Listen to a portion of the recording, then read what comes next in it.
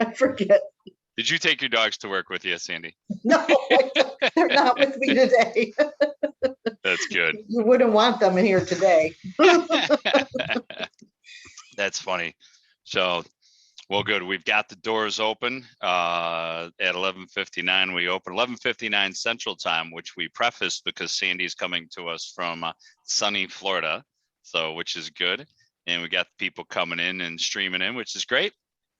So we'll let everybody get in the room, and then we'll start talking about renovation loans and how you guys can sell more homes using renovation loans, because that's really what this product is, and it's really what our Lunch and Learn series is. We want to be able to educate you guys to get another sale.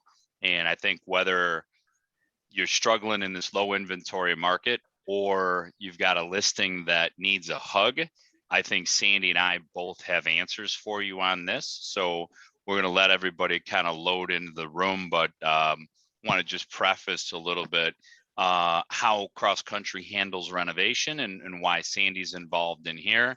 So with CrossCountry Mortgage, you guys, your clients will get approved for a dollar amount with our team here locally. And then once they go to contract, then we work with a renovation expert, and that one happens to be Sandee Lutz. And Sandee's been handling our renovation loans here in the Chicago area for years. I don't know, Sandee, how long have you been with us now? 3 years. 3 years. Okay. Yeah, that's what I thought. So she's been handling those. And what I like about the way CrossCountry handles that situation is that rather than me try to handle your renovation loan, and maybe I only see 3 of these a year, we give it to Sandee and her entire team. That's all they do. So you really want to work with somebody in the renovation space as far as a lender where they're not doing any other loans, because there's extra steps and extra things that we'll talk about that Sandee's group takes care of. And so with that, I'm going to start with Sandee's introduction and mine. So me real quick, because we're going to eventually talk about Sandee. I've been in the mortgage space for over 30 years, here at CrossCountry for 10. We do all kinds of loans, sell direct to Fannie, Freddie, and Jenny, and we do all sorts of renovation loans. But for renovation loans, I rely on Sandee Lutz, who is with us, coming to us today from Florida, even though she lives up here in the Midwest in the Mitt. For those of you who know what the Mitt is. So she is in the Mitt. But one of the things I wanted to talk, just to give you guys an idea, and bear with me, I'm moving my chat box that all of a sudden got really big. Perfect. Couple things too. We're going to introduce Sandee. She has been in the lending mortgage industry for over 30 years. She actually started when she was 2 years old. She was assembling a bed for herself as she was moving out of the crib, and said, "Boy, it'd be great to finance this." So she's been at this a while. So before we pass this on to Sandee to get into the presentation, I want to let you know how this is going to work. Any questions you guys have on renovation, please hit the chat box. So, and then we will answer the questions. I'm going to field the questions out of the chat box to Sandee. And of course, when you send a question, if Sandee's in the middle of making a point, we've done a lot of these presentations together. I'm going to let her finish her point. We'll get the question to her. We want this to be interactive. We know you guys are going to learn a lot. With that, Sandee, the floor is yours. Thanks, Rich. Okay, so yeah, you guys, questions, there's no stupid question. Please feel free. You'll get so much more out of this class if it's interactive and you guys ask me questions. Rich and I do this together a lot. So he's really good at bringing up stuff that I might have forgotten. Or if I'm using an acronym, sometimes I do that. So correct me, Rich, please help me with that. Don't let me get away with that kind of stuff. Gotcha. Okay, so agenda. I mean, we're going to talk about renovation loans, you guys. We're going to talk about the opportunity around them. We know about the housing stock, how the renovation loans can help you to solve some of those problems. And then I'm just going to go through the process with you. So the housing market today, I mean, I don't think I need to tell anybody that the market is so limited. The good stuff out there is flying off the shelves. So we have to, as lending people and as real estate professionals, start looking at some of the uglier things that have been sitting there and how can we move those. And one of your solutions for that is going to be a renovation loan. I know that you guys are in the same situation that they're in down here in Florida or in Michigan or wherever, where there's just nothing out there. You know, my son is looking for a house right now. It's awful. You know, they come on the market, they go in 2 seconds for over asking. People are waiving appraisals. It's crazy. Minimum property standards still have to be met for lending purposes, right? We can't ignore certain things. So we still have to be, as professionals, looking at those properties and identifying things that might cause a consumer issues in getting their loan closed. And then just general age of properties. I mean, we know that the age of homes are getting older and older. Some of them are renovated, sure. Some of them are beautiful, but not all of them are. So when you're looking in Michigan, we have a lot of the 3-bedroom, 1-bedroom bath, or 1-bath brick ranches. We do a lot of renovation work to open those up, you know, break open that wall between the kitchen and dining room, kitchen and family room, wherever we can open it up to make it more conducive to what people are looking for today.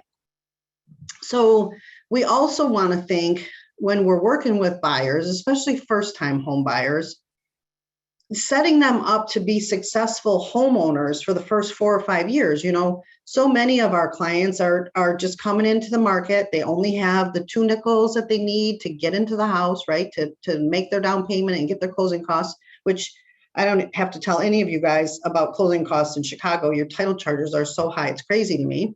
But we got to get them in. So they're broke. So now we got them in with a 30-year-old furnace, and they go into the first winter and their furnace blows and they don't have any money. So should we be setting them up with these kind of basic needs so that the next 5 years they can focus on maybe building their family or having some children or finishing off their college or whatever they need to do? So just a financial kind of responsibility for us as the professionals to set them up to be a little bit more successful with their first time home buyer experience. So what is the old majority mean for the seller, right? They may have stuff that they should have done that they haven't done. Maybe they don't have the money to do it. Maybe they're waiting to list until they can get the money. How do they get the money to get it done? Can they sell it in its current condition? I'm a big fan of don't bother with it. Walk into that listing appointment with an idea, set yourself apart as a realtor. Listen, you don't have to do all this stuff to your house. Let's market it as a renovation opportunity. And it doesn't have to be handyman special. You know, you can use make it your own, or property in need of a little love, or come see this great opportunity. You know, it doesn't have to be something so depressing, if you will, right? And you know what, Sandee, we talked about that a little bit offline. And one of the things from a listing agent standpoint, if you guys have, let's say you do go into a home that I jokingly and half lovingly use the term, the property needs a hug. So, you know, the seller hasn't been able to take care of it for whatever reason. They haven't taken care of it. Maybe it was an old rental of theirs and they just didn't get around to it. Property needs a hug to be more up to date, if you will. So you go into the listing appointment. If you happen to actually have a relationship with a contractor, any contractor, they may be able to come in there with you and say, hey, by the way, Mr. or Mrs. Agent, take about $22,000 to write this kitchen, maybe repairs in the bath, not a full bath reno. But here's what we think, you know, it would cost. Maybe just give a little sample invoice, which could be included, or sample bid, if you will, which could be included in the takeaway when you hand that out. And then the other thing you could do, we talk about, there's a website out there called Box Brownie. With Box Brownie, you could actually very cheaply take the pictures of your listing that needs a hug, send them into the website, and they will actually do a virtual renovation and show you before and after pictures. I don't know if you want to go to that, Sandee, or if you don't have that up, that's fine. We can go to that. We'll go to that afterwards. If that is that easier. Tony, I think, has it up. Okay, well, she's got the website Box Brownie in the web, and I'll show you guys when we're done. Yeah, when we're done, I'll kind of show you that how easily it can do before and after pictures, so that again, you're in this property that needs a lot of work. Seller can't do it, won't do it. Maybe it's an estate, whatever it is. You could, with the pictures gives somebody the idea. Or maybe even better, you're sitting on an old listing, been out there for 90 days. It's in really rough shape. What can we do to spark more interest in it? Open that listing up to FHA buyers or conventional buyers who are coming with renovation loans. So go ahead, Sandee. Yeah, and to just kick off from what Rich just said, cash only on a listing probably makes me the most crazy out of anything I've ever seen. I don't know why anybody would do that. I mean, you're shrinking your buyer pool down to literally nobody. I mean, if you just open it up to renovation lending, we can fix anything. There's nothing that you cannot do. And if they're approved or pre-approved with Rich for a conventional or an FHA loan, 99% of the time, they're going to qualify for a renovation loan. There isn't that many added things. I mean, 620 and a credit score, he can go down lower than that. Obviously, I can't. But I mean, it's very, very small, the things that we need to turn somebody from a regular FHA or conventional loan into a renovation loan. And so that we keep this interactive too, Sandee, we keep this interactive. If anybody has any preconceived notion about a renovation loan or has some questions or maybe like, hey, I wouldn't do renovation because I had a bad experience, or I think this or that, please put that stuff in the chat because we want to address that stuff. A, we want this to be interactive. This is about you guys. And B, we want to address that there's a lot of myths out there and a lot of stories that have been created based on bad processes that we don't have here. And we don't have here because when I turn that over to Sandee, her processors, her closers, it's all they do is renovation. It goes smoothly. Go ahead, Sandee. Yeah.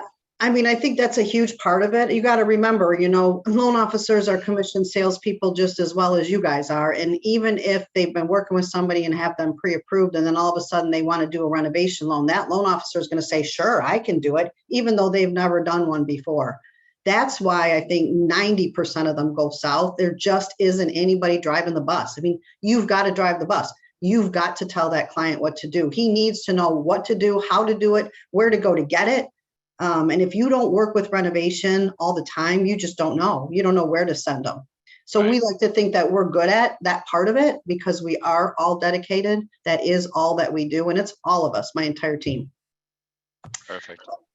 Okay, so these are my next two kind of favorite slides in the whole presentation. So you've got that pre-approved buyer from Rich, and you're going to take them out on Saturday, and they're one of those millennium buyers. They have been sitting around watching HGTV all the last 16 Saturdays, right? And they're not afraid either of renovation, by the way. These millennials, they're like, let's go. Give me one. I want to get the sledgehammer in there. I want to do some stuff, But they're imagining a picture like this with this beautiful kitchen, the white cabinets, that fancy stove, the granite countertops, all the open spaces, right? And you take them into the first house, and that's what it looks like. And we have that all over the place in Michigan. I know you guys have it as well because I support Rich. I see the appraisals. You guys got some ugly ducks. So you can take this house here and turn it into the house that I just showed you. That's the whole point. So renovation and new home buyers or just buyers in general can have trouble finding a house, right? So let's say that they do that. Let's talk about that. First-time home buyer. Again, I hate to keep going there, but there's a lot of that in the market and they find that perfect home. They're going to have competition, right? So you're trying to put in an FHA offer with a 3% concession to help them cover closing costs, and they're up against a cash buyer. Maybe it's a lower sale price, but still it's a cash buyer, can close quick. 10% down conventional, 20% down conventional. That FHA buyer is going to have a hard time winning that bid, right? Even if you do find that perfect house, they're going to pay top dollar for somebody else that did it, right? I mean, maybe they don't want granite countertops. Maybe they don't want white cabinets. Maybe they want cherry cabinets. This way they're choosing their own. They're picking their own contractor. They're choosing what type of style they want for their home. The other thing is, if the seller has done it, the buyer has no guarantee that whoever did the work was even qualified to do it, right? Some of these renovations, some of these fix and flips, you get it, they look pretty, but you get in there and you find out that things have been done very poorly. So if you're in control of that as the consumer, you're going to have a much better outcome. Absolutely. And Sandee, I wanted to, a couple things I'm going to interrupt with here. Number one, if you need a contractor, so we do have a list of contractors that have been through the process. Now I have to clarify that we do not endorse these contractors. So now our legal department is very happy. However, I will tell you the list that I can provide, which usually has about 30 contractors running. And I know Sandee clears that list up every year, but there's usually at least 30 different options of people that have been through the process, which means they're already approved with us. They know what the paperwork's like, and they actually enjoy it too. As a contractor, they're guaranteed payment at a specific time.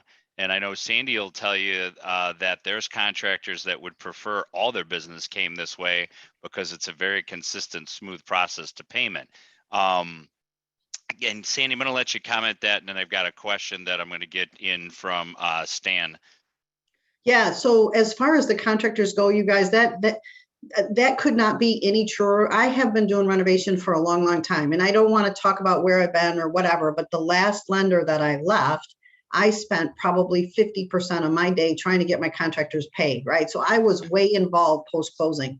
I never do that here. I cannot brag about our draw team enough. They are so good. They are so efficient. They are so quick. And in your market, I can tell you 4 or 5 contractors right off the top of my head. They are referring me business outside of Rich and his team just because they're getting paid. Nobody wants to wait to get paid, you know?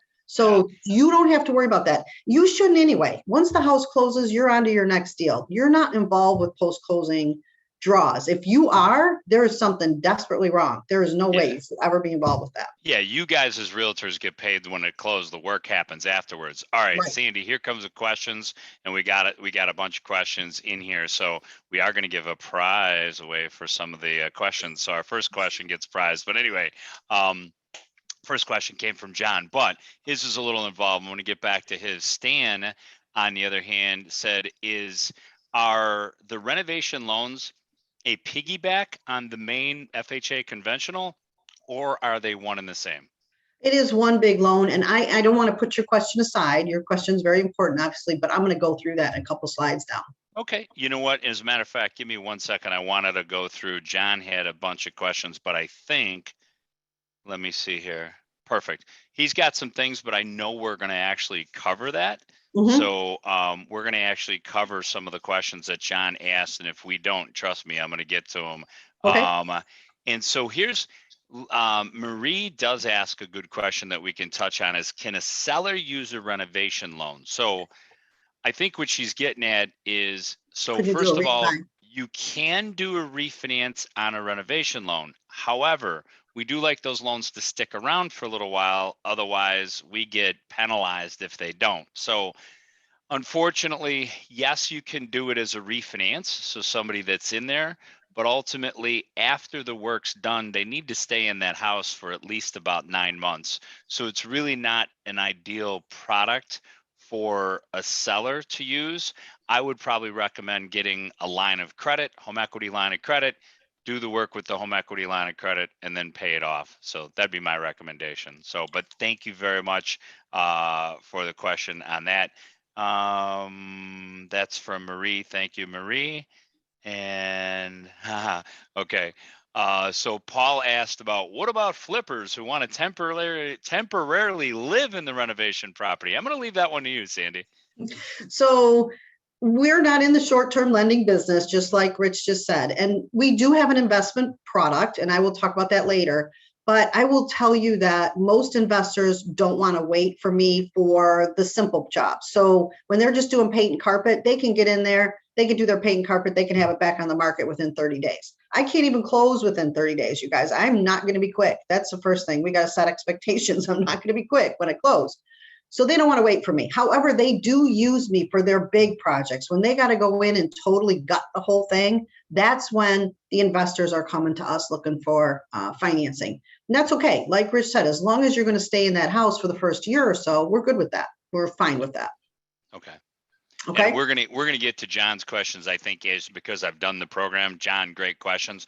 We'll get through them, and if we don't, I promise you I'll get them covered. But Sandee's gonna cover them in the slides. Okay.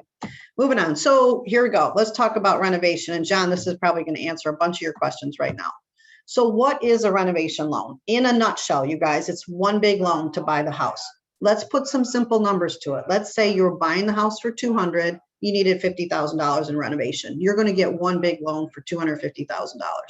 Your down payment requirement is going to be off that total. So your down payment would be off the $250,000. Caution, real estate professionals, if you're working with somebody that's pre-approved for $250,000 and you got them sold on looking at renovation properties, don't go and sell them a $250,000 house. Sell them a $200,000 house or a $150,000 house so that we have some room to get the renovations into the loan. Or reach out to Rich and say, hey, they're talking about renovation. You got them here at $250,000. Do we have any room? And he'll let you know if their debt to income ratios can absorb any more. Right, and I usually talk about it, Sandee, in a project cost term. So on that 250,000, I'll explain to the buyer and the agent, hey, we've approved this person for 250. That means the purchase price and the construction has to stay under 250. 200 purchase price, 50-ish, maybe a little less because of construction costs, but let's say $45,000 construction. That's going to keep them under the 250. So project cost is really the term. Right. And it can be any combination of that. So you guys know, different programs allow for different things, but technically they could buy a house for $1 and use all of their loan to renovate. So there's no limit. And we're going to talk about that some more, but there's no limit to purchase price to cost of renovations.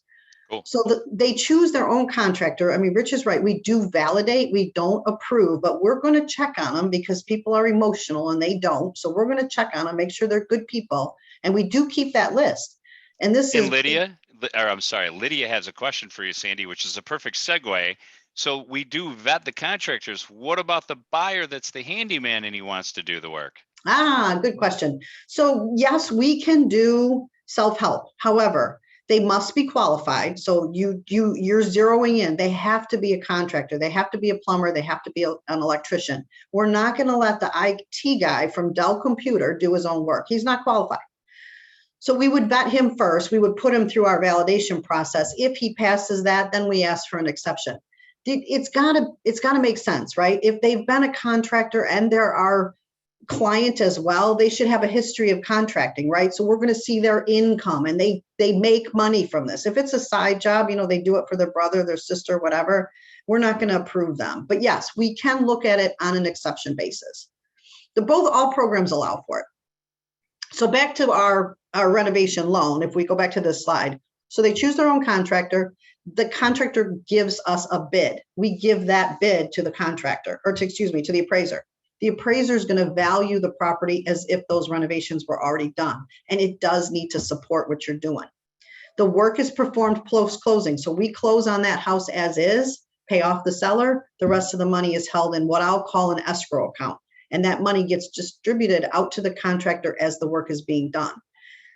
A lot of consumers find that very comforting that we're controlling that part for them. So we're double checking. We're making sure that that work is being done to their satisfaction as well as our inspector's satisfaction so that we can pay out on that loan. The limits that you have as a realtor, the limits that you're going to have with a renovation loan are your FHA county loan limits, which now are $420,600, and your conventional loan limits, which is now $640 something. So that's our max loan amount, and that after improved value. It's got to support what you're doing. If you go back to the 200 and the 50, I need an after improved value of 250. Right.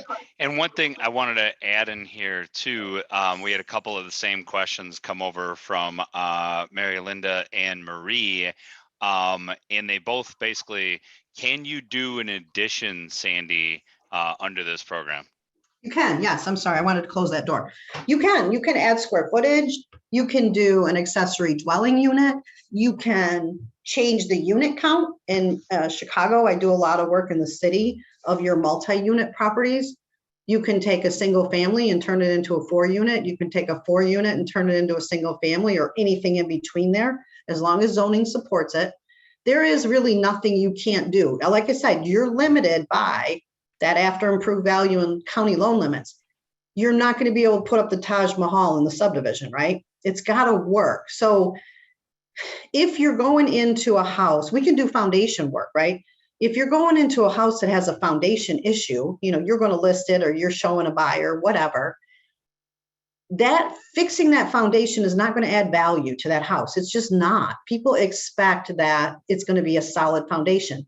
That sale price should be discounted the cost of the renovation.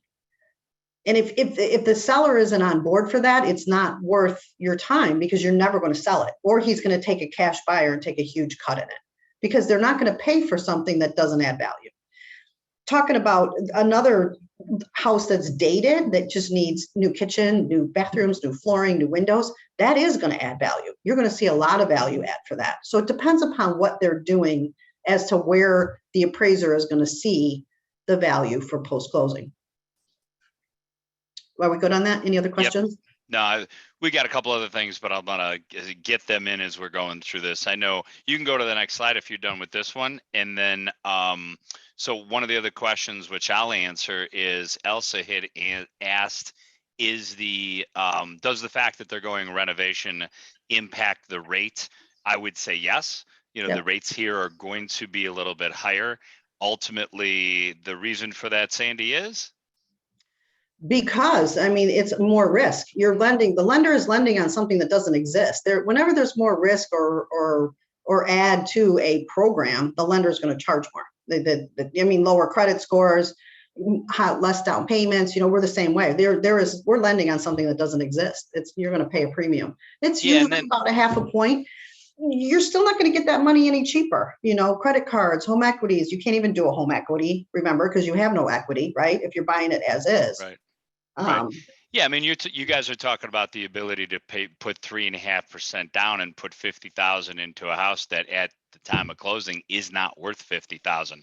So if you pay an extra half a point in rate, then it's still going to be cheaper than any other way to do it, and it's going to be the only way you can do it because we're basing the loan on future equity or the as completed value of the property. So one thing too that I wanted to comment is that with us taking on the risk, there's also the component of taking on the work. And Sandee, you can correct me if I'm wrong, but we're actually handling all the draws and the disbursements, correct? Oh yeah. We don't parse out. See, a lot of companies, this is one of the reasons why we're a more efficient answer for you guys in renovation lending. A lot of companies will take that part and pawn it off to a third party service. And it creates a couple problems. Number one, they can't control the service levels. And number two, it's additional cost for your home buyer. So we're going to do that in-house. But again, the additional work does mean a little bit more in rate. So that's Elsa's question. Thank you very much. Go ahead, Sandee. Okay, so back to what can you do? And we kind of already touched on this. There is nothing that you can't do. I'm telling you, I have removed raccoons from an attic. I have taken a bee's nest out of a window.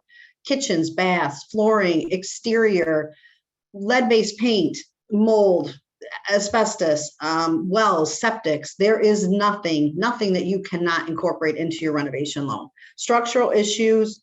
Let's talk about Florida and roofs. So that line I thought I deleted. I'm so sorry. I am in Florida, but I can relate to you guys with it as well. So one of the things that comes into play with some of our houses, especially houses that are like shells that are not habitable, like you can do a total burn down, a total flood, right? Property is not habitable at all. You can't get insurance on that. We can do builder's risk. So we do builder's risk on that shell, which solves the lending issue. We use for their debt to income and their payment, that future quote on what the insurance cost will be once the renovations are done. It's a slick way to solve a problem when you can't get insurance. And there are houses in Illinois that you cannot get insurance on as well for the same kind of reasons. So I have a good question that came in from Joe. He said, his statement, well, it's a statement and a question. We'll cover Sure. I'll cover the question. Are the loans allowable for investment properties? I'm going to stop there because he has another question that has a different answer. So can investors use these loans, Sandee? They can, and we're going to go through that in a couple seconds. Okay, got it. All right, I'll let you do that. And then the second part of his question is, what about mixed use residential? And if you're going to hit that in a slide, I'll let it go. I know what the answer is, but I'll figure I'll let you know. Yeah, so mixed use is technically allowed with the program, but we do have an overlay. We are not allowing mixed use at all. Okay. Too many of them were not residential. They were too much commercial in nature. But remember, we're a residential lender. We are not a commercial lender. We can't do anything more than 4 units. You get into 5 units, multi-use. You're talking more commercial type loans there. And Marie had asked what the minimum credit score is, and I believe you said it was 620. Yep. 620 across the board. Income requirements, Marie, are going to be standard for the products, meaning standard FHA requirements, standard conventional requirements. On the FHA, because I know FHA can get very aggressive in the debt to income ratio, is the renovation FHA, or the 203K as it's known, Sandee, capped at a certain debt to income ratio? Nope, we're going to follow DU, just like you do.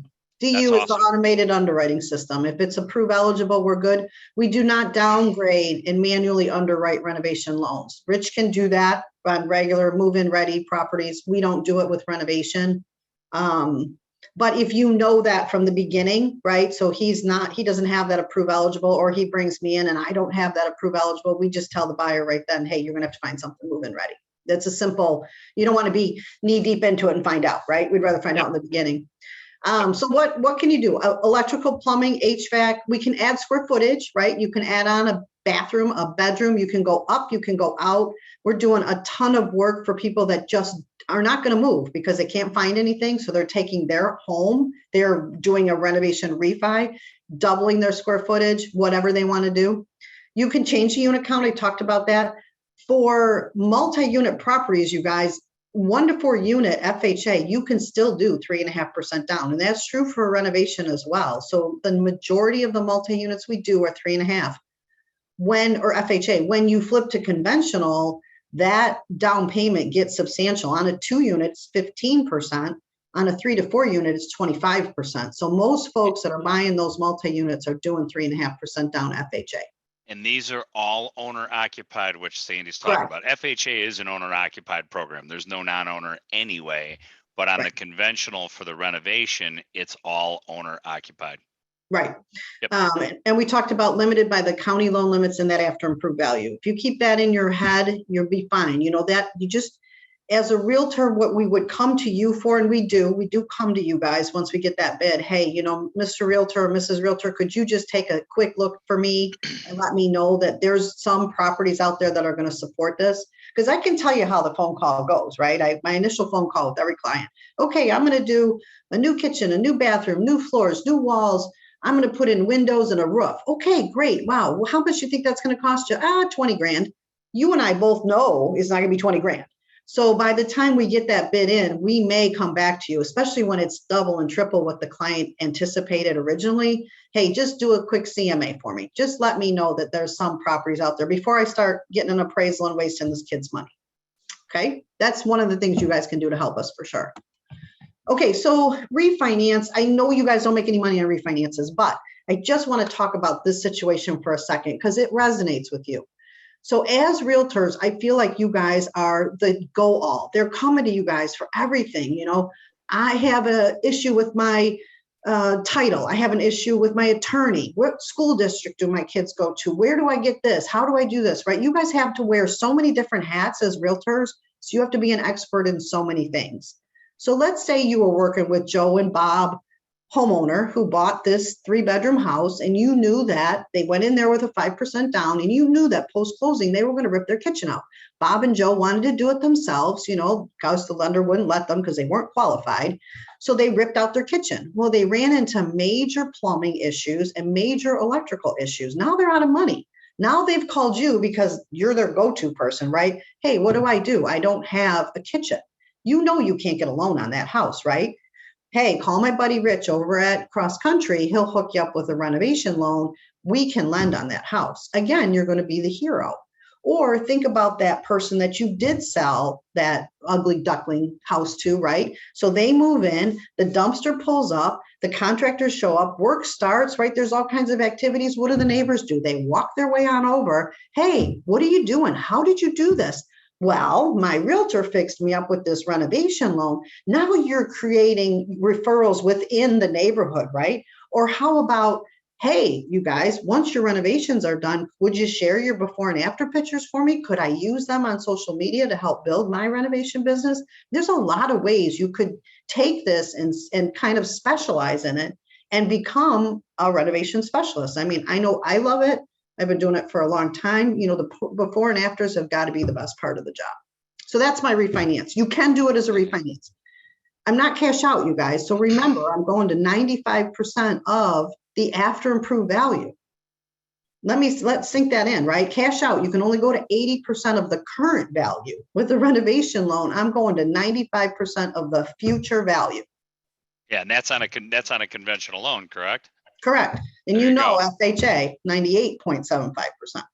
Yeah. So, and that was a question that John had about an appraisal, and I didn't forget about your 4 points, John. But from an appraisal standpoint, we are definitely relying on the as completed, which is one of the reasons that the process takes a little bit longer, because we won't even begin that appraisal until all the contractors' bids are in.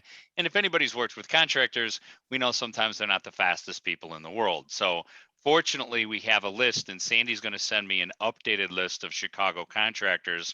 And anybody who wants the updated list of Chicago contractors, please email me or Tony, and we'll get you the list once we get it from Sandee. Yeah, it's quite a substantial list, Rich. There's probably over 200 contractors on there right now. Wow. So, yeah. So it is a viable program if we've got over 200 contractors. Right. Okay, so I want to go just a little bit into product. I'm not going to stand up here and talk product for you guys, because that's not your job. That's our job to decide which product the client should use. But there's some myths out there that I think are important to you guys. So when you talk about FHA 203K, and that is the more widely known product, I think because it's been around since the early 60s, the conventional stuff came around in the 90s. But there's this myth about there's a minimum of $5,000 or there's a maximum of $35,000. You're talking about 2 different programs within the 203K family. There's the 203K limited or streamlined program, and then there's the 203K standard. The limited says your repairs can't exceed about $30,000, because we're going to put some other stuff in there, contingency, draw fees, right? So we want that bid to be around 30. You can't add square footage, and you can't have any structural repairs, and that does include moving an interior wall. If you're violating any of those things, you need to use the FHA 203K standard. No big deal. There is no limit to cost to repairs. Like I said, you could buy it for $1, use all that money to renovate it. It is owner occupied. Like Rich said, FHA is only owner occupied, 1 to 4 units. These are 30-year fixed rate mortgages. There's no balloon, there's no funny, there's nothing. They could stay in this loan if they wanted to. They may refinance depending on where rates are or where their equity is, but they don't have to get out of this loan. The other cool thing about 203K is it does allow us to go to 110% of the after improved value. So if when I call you about that guy that thought he was going to need 20,000 and he really needs 50, and we need 250 in an after improved value, and you kind of like, you know, I got like 240, 245, we're going to be in the FHA, because guess what? When we're short, I'm going to the closing table. I don't have to do anything. Think about it. On a $250,000 sale, it's a $25,000 swing. That's a lot of money if my appraisal is short. The other thing that you need to know about FHA is you cannot finish off new construction. It had to have had a certificate of occupancy issued at some point. You can do anything. I mean, if it's not habitable now, right, it was a burn down, a flood out, whatever, but at some point it did have a C of O issued. We can knock down a house and rebuild. However, that foundation needs to be the same. If you need to extend the footprint or repair the foundation, that's a new construction loan. Okay, how does everybody feel about FHA? Like I said, I don't want to get into too much about it. That's on us to explain that to your client, but just if you know the difference between the two programs, I think that'll go a long way. So there is no minimum. You don't have to tell anybody that anymore. Yeah, and it's funny too, because anytime somebody says renovation, Sandee, they're always like 203K. And I'm like, well, there's a conventional product. I mean, Yep. and the conventional product sometimes is better. Yes. But yeah, but everybody Yeah. thinks 203K, but I think, what's your next slide going to cover? Well, home style. Yay, Fannie Mae home Yeah. style. So you don't have to do FHA. And if Rich has somebody pre-approved conventionally, we're going to probably stick with conventional for all the same reasons. It's a better program for the consumer at the end of the day. So this is where we get into investment. And when we talk about home style here, we're talking about home style, which is the Fannie program. We also have home choice, which is the Freddie program. When we would use which program is for qualifying purposes for us, right? There's some things you can do with Fannie that you can't do with Freddie. So that it's seamless to you guys. You would never know which program we were using. So 5% down on a single family owner occupied, we can do a 3% down as well. Couple it with new buyer, first time home buyer programs. That's a better rate, better private mortgage insurance rate for the consumer. 1 to 4 unit primary homes. Remember, we talked about the additional down payment though, for once you get into 2, 3, and 4 units, most folks are going with FHA. This is where your second home and your investment properties are going to come into play. You can't do that FHA, but you can absolutely do them conventionally. Only a single family though. We don't have a multi-unit investment renovation product. Nobody does. It doesn't exist. So this can, and I shudder when I say this, but I have to talk about it because it is out there in the marketplace. So I want to make sure that everybody understands what it is. This finance up to 75% of as completed appraised value. That's not saying your loan to value can be the max of 75%. What it's saying is the most your escrow account can be. So the renovation portion of the loan. If you were to put some simple numbers to it, if your after improved value was 400, the most your renovation can be is 300,000. Don't think loan amount. Your loan amount can be 95% of 400. Cool. These come on 10, 15, 20, or 30-year fixed rate mortgages. Again, they're fixed mortgages, Fannie program, Freddie program. There's nothing funny. No balloons, no prepayments, none of that stuff. There's nothing to do with any of that. These are not funky programs. So new construction, what can we do? Limited to 10% of the after improved value. That, that house that builder started and he's 50% done and now he's trying to sell it. That's kind of like the black hole of lending. It's hard to get a loan on that. So we can do 10% of the after improved value. So again, if your after improved value is 400, 40 grand is all you can have in renovation. So it's very limiting. You've got to be to finishing.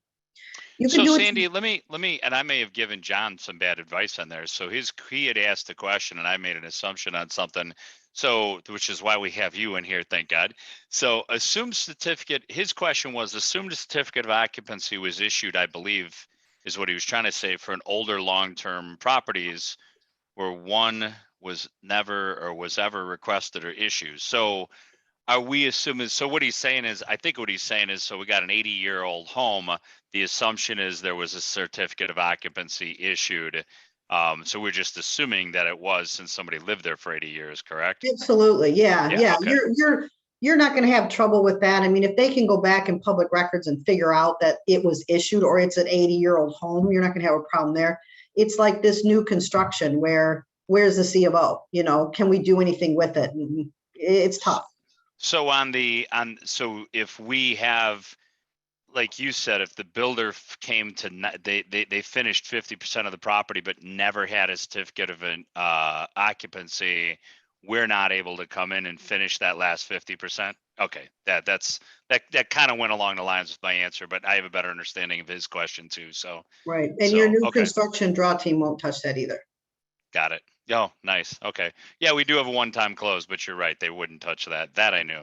Yeah. So. No, they want to build it from the bottom up. I mean, it makes sense. If you think about it, the lender doesn't want to take on the risk of not knowing what was there. It makes perfect sense to me. They don't know who built it, who put it there. Anyway, let's move on. So for a total tear down, you can do it with Fannie and Freddie, but you've got to have one wall. So they can't tear it all the way down. And again, that foundation has to be there. It has to stay the same. Okay, onward and upward. Whoops, I'm sorry, I got a different screen up here now. Okay, so let's talk about VA renovation. We do have a VA renovation loan. It works very similar to the FHA 203K Streamline, limited to 30,000 in repairs, no structural, you can't add square footage. The builder's got to register with the VA. And this is not a big deal. When we first got the VA renovation loan and we started marketing it, we had a lot of pushback from the builders because they're like, get involved with the VA. It's got to be a nightmare. I can't imagine. There's nothing to it. It's 4 documents that they have to fill out, like their name and address, so the VA can contact them. They're going to hire good subs. They won't discriminate against the buyer, and they're going to do the work that they said they're going to do. They literally fill out those 4 forms. I send them off to the Hawk because nobody ever knows where to send them. 24 hours later, I get this nice builder ID certificate that they can hang on their wall if they want to, and the VA is so great about it. It's like they send me this nice email. Thank you so much for helping our veterans. So don't worry about that. It does need to be done though before you order the appraisal.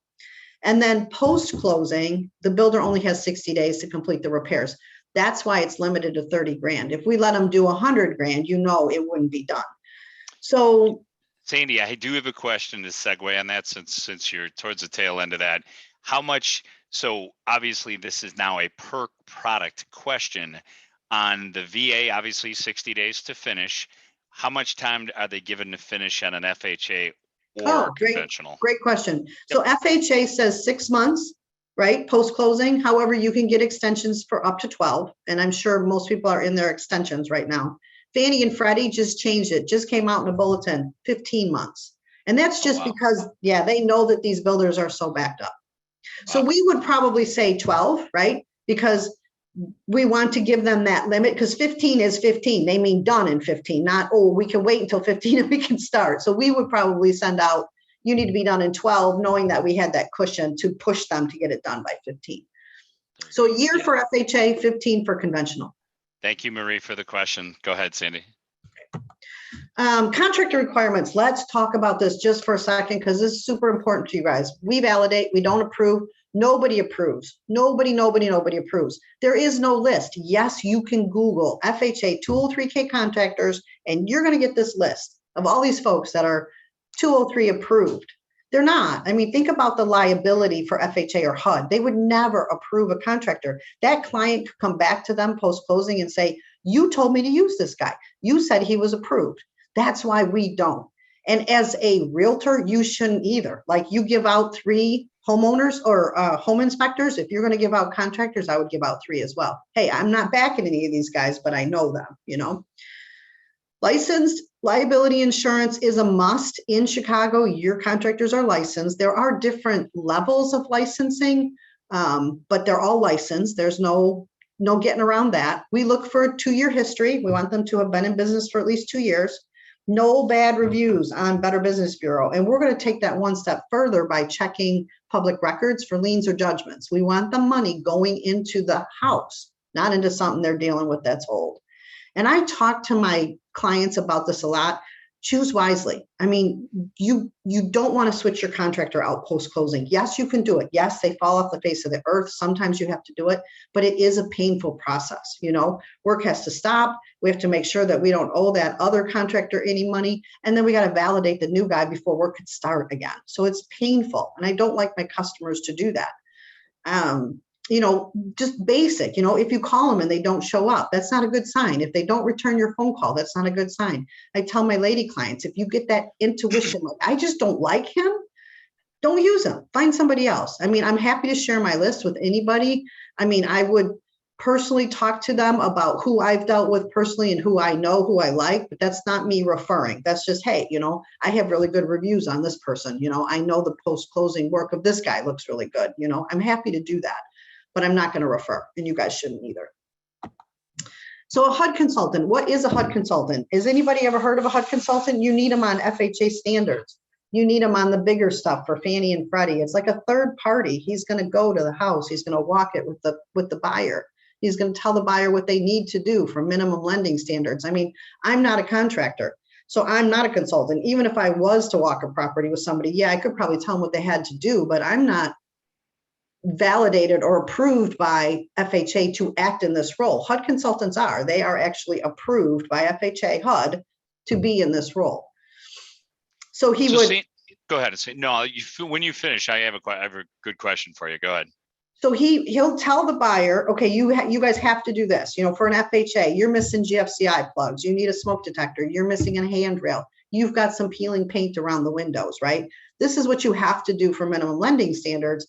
Then the consumer says, okay, but I would like a new kitchen, a new bathroom. I want new windows. I want whatever. The consultant then starts working with the contractor to get everything in order. The report that he creates is called a Specification of Repairs. It's a very detailed report of what's going to happen to the house. That then turns into the Bible. That is given to the appraiser, and that's what's referred back to post-closing to make sure that everything is done. Yes, everything needs to be done because we're lent on it in that future state. You want me to finish the slide, or you want to ask me the questions now? No, we'll ask you the questions. So we are requiring a HUD consultant on all 203K regardless of size? No, they're never required on the streamline. They're always required on the standard. Streamline being loans under 35,000. So right. Perfect. Now the next question that I had, which is kind of a follow-up to one of John's questions, the process flow with this for the borrower. I'm going to start it off and then I'm going to turn it over to you, where I would turn it over to you. They should obviously start with a lender, right. Let them get pre-approved for the best program, whether it's conventional FHA. They then go get pre-approved. They find a property with you guys.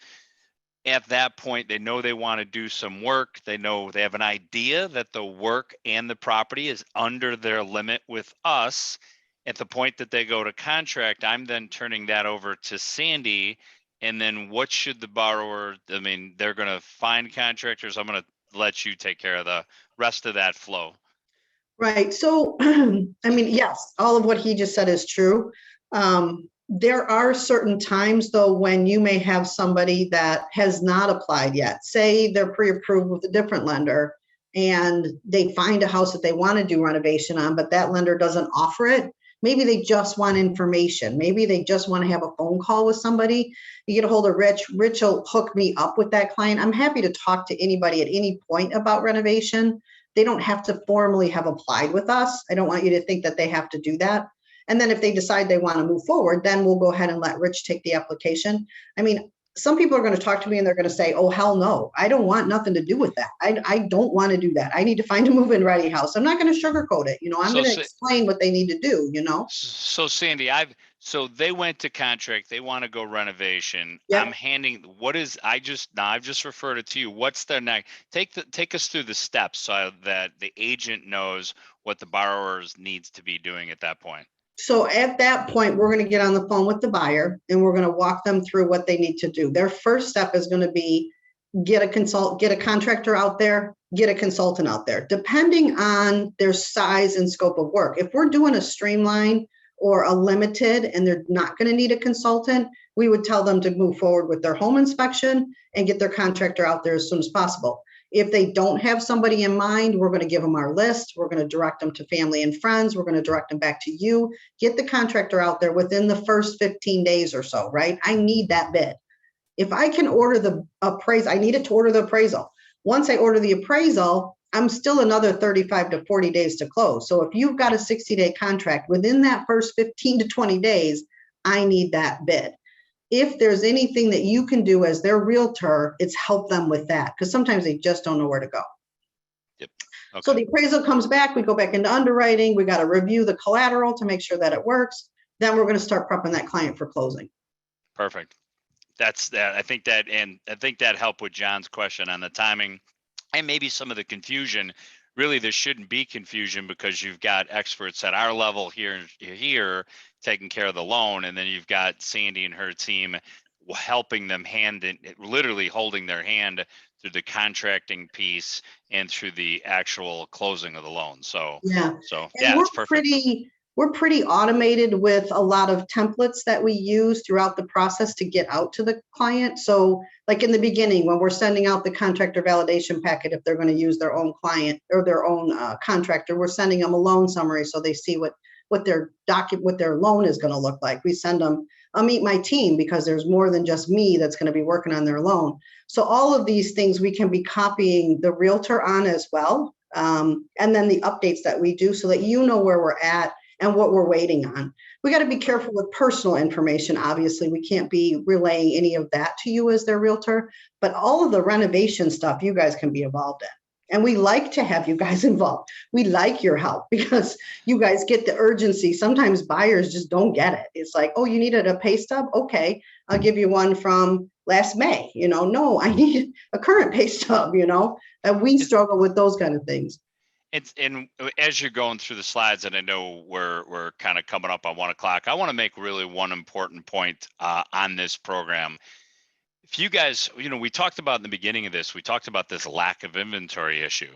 And as clients are maybe seeing properties come up and properties that are in not particularly great shape, and the terms on the property say cash only or cash and conventional only, but typically cash only, and that property's been on the market 90, 100 days, 120 days, that's a perfect property to take one of your buyers into, providing there's enough money left in their pre-approval to make those repairs. And so you're talking about potentially being able to use this product in a very limited inventory situation that we're in right now, but put your financed borrowers into homes that say cash only. That's one of the reasons you as a agent representing a buyer is going to be able to leverage this product. So, and then again, from a listing agent standpoint on the other side, they've been on the market 90 days in this market. We know that property's got a problem. In this market, that means that thing needs a big hug. And so they should be willing to work with you relative to the renovation process. And certainly myself or Sandee will gladly call the listing agent and say, look, this client's approved. They have the money to go ahead and fix this, and we're really good at doing it. So if you want to get this property sold for the dollars you're looking for and not have it sit on the market another winter, another couple of months, whatever it is, renovation is the answer to this limited inventory issue that you guys have. So go ahead, Sandee. Okay, I just want to go back onto the Hud Consultant for a couple of minutes just so that we know who he is. So when is he needed? Like I said, never on an FHA streamline, never with Fannie or Freddie if you're under 50,000. With the FHA standard, you have to have one. It is required. With the Fannie and Freddie, we require one over 50,000. It's just too much for the homeowner and the contractor to handle. The contractor is not, believe it or not, versed in paperwork. Does not understand draw paperwork. He doesn't understand what he's maybe up against with the renovation loan. The consultant just makes all that come together. He's not there to make things difficult. I tell people all the time, it's like buying a house without a realtor. It's the same thing. Realtors have a function. I get they make money. They earn their money. They do a lot of work. The consultant does the same thing. He's not there to make it hard. He's not there to watch them. He doesn't sit there during construction. He's just there to help them with the paperwork. And then post-closing, when they need a draw, all they got to do is call the contractor or the consultant, excuse me. If you don't have a consultant, it's up to the buyer and the contractor to sit down and fill out the paperwork. Yes, our draw team is awesome. Yes, they will help them, but they're in Brecksville, Ohio. They can only do so much, The consultant, you just call them up and it's all done for you. Okay, so let's talk about just the process a little bit further. This one just kind of slims it down for you. So you want to work with somebody that's pre-approved for sure. Hopefully CrossCountry pre-approved, because we do awesome pre-approvals, right? We don't give you pre-approvals that aren't good for nothing. We check, we get docs, we do a good job, right? Purchase contract, 60-day close, please. I mean, we talked about it. The appraiser, you guys, we will not give these to just any appraiser, by the way. They have to be versed in renovation. So we're already in a busy market. I'm already with a reduced pool of appraisers that I can use, and I've got them backed up. So my appraisals can run 2 or 3 weeks easy right now for a renovation loan. So please get me a 60-day close. Sale price is sale price on your purchase contract, you guys. Don't worry about the loan amount. Don't even try to guess what it's going to be. You don't know. I don't know. We don't even have a bid right now. Sale price is sale price. Use minimum, maximum for, okay, minimum down, maximum financing, or however you want to put it, but just don't put numbers in there. Bump out that inspection period, give them a little bit more time so that they can get the numbers, they can get the contractor out there, make sure that it still works within our budget or what we've pre-approved them for. And then I just want to show you, what time is it? 2 minutes. 2 minutes of we're going to try to keep it at 1 o'clock, and then we'll go back to the Q&A too. Yeah. But now So you're on a great pace. This is the last thing, and it's super cool. So this is a CrossCountry customer, purchased for $390, all-in renovation budget of $130, roughly $520. By the way, our after improved value was $545. This was in Maine. So this was the house. You can rent on, we can lend on that, no issues, right? There's nothing wrong with that. We can do a regular loan on it. Let's move in. Yeah. Yep. But they changed it. Look what they did. I mean, you can literally do this kind of stuff with renovation loans. So just opened it up and gave it that open feel that everybody wants, right? Same with the bathroom. There's nothing wrong with this. We can do a loan on this, but look what they did with it. Just reconfigured it so it's more usable.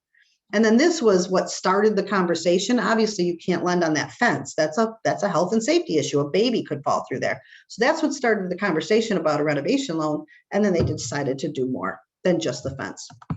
And there's the fence and the dog. There you go. That's what we have. So just so we stay on time. And then if people want to hang out and ask more questions, we can hang out. Yeah, and like I said, I wanted to make a point about how you would use this product on the buying side. It is a big deal in a limited inventory market, and certainly you guys have Sandee and I to lean on. A list of apparently 200 contractors here in the Chicago area. So, we got a new message. Okay, good. I'm pretty sure Jonna answered all your questions relative to timing and paperwork and appraisals. I will say one thing to Sandee, we have seen our appraisal times here in Chicago improve quite a bit. So they have improved quite a bit from where they were last year. The rising interest rates have kind of driven out the refis out of the market. So the appraisers are now finally catching back up, which is really nice. We're getting a lot of great comments and thank yous. We do have a luncheon. Our next virtual lunch and learn is going to be March 8th. Thank you, Tony, for the reminder. We're going to be talking about PMI or mortgage insurance. Kind of an interesting thing, more of an education for everybody in case your clients ask you.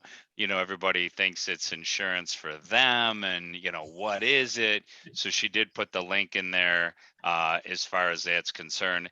If you guys have any other questions on this, again, I think the two best ways to use it are certainly show your buyers properties that are cash only. And then if you've got a listing and you want to sell that homeowner, say, hey, look, what I can do is I could show a buyer what they could do for this house, and that will bring you top dollar quickly, and you don't have to make the repairs. And we could use a site like Box Brownie. Sandee, do you want to go to Box Brownie? Can you pull that up? I can try. If you can't, I could probably get to it. So I'll just need you to stop the share. So yeah, I can do that. How about if I do that?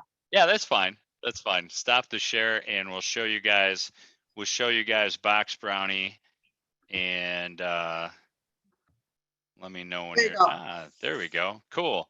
Let me go find a window and put it in here, and I want to get to the right spot. Boxbrownie.com.